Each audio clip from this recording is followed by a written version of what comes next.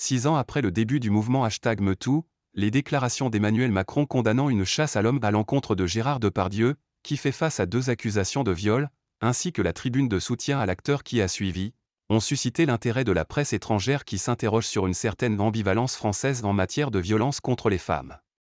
La presse étrangère reste perplexe. Le tollé soulevé depuis la diffusion, le 7 décembre, d'un numéro de complément d'enquête dans lequel on voit l'acteur français Gérard Depardieu multiplier les insultes misogynes et propos à caractère sexuel à l'égard de femmes et d'une fillette, semble soulever une ligne de fracture. Fin décembre, la télévision publique suisse, RTS, annonce écarter de sa programmation les films dans lesquels Gérard Depardieu incarne un des rôles principaux.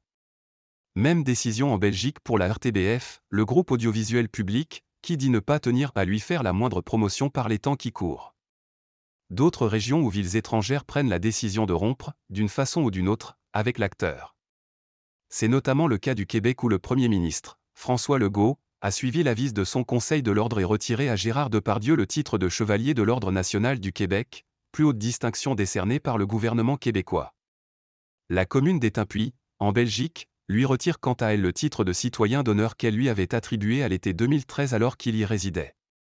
En France, le soutien affiché par le président Emmanuel Macron à l'acteur, qu'il érige en fierté pour la France dans l'émission C'est à vous, puis la publication d'une tribune intitulée N'effacez pas Gérard Depardieu, signée par plus de 50 personnalités françaises du cinéma, achève de mettre le feu aux poudres.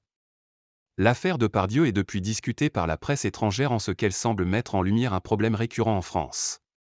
Le mouvement #MeToo a développé en France une actualité qui va bien au-delà de ce qui se passe en Allemagne, estime par exemple la Frankfurter Allgemeine Zeitung, l'un des 3 quotidiens allemands les plus lus. Après les récentes affaires et polémiques concernant Gabriel Matzneff, Serge Gainsbourg, Patrick Poivre d'Arvor, Sébastien Coe, ou encore Frédéric Beigbeder, le journal allemand poursuit, la violence sexuelle ou domestique contre les femmes est omniprésente dans les médias de toutes orientations. Il ne se passe pas une semaine sans qu'un homme politique, un réalisateur, un journaliste, un auteur de bande dessinée, un réalisateur ou un écrivain ne trébuche sur des allégations.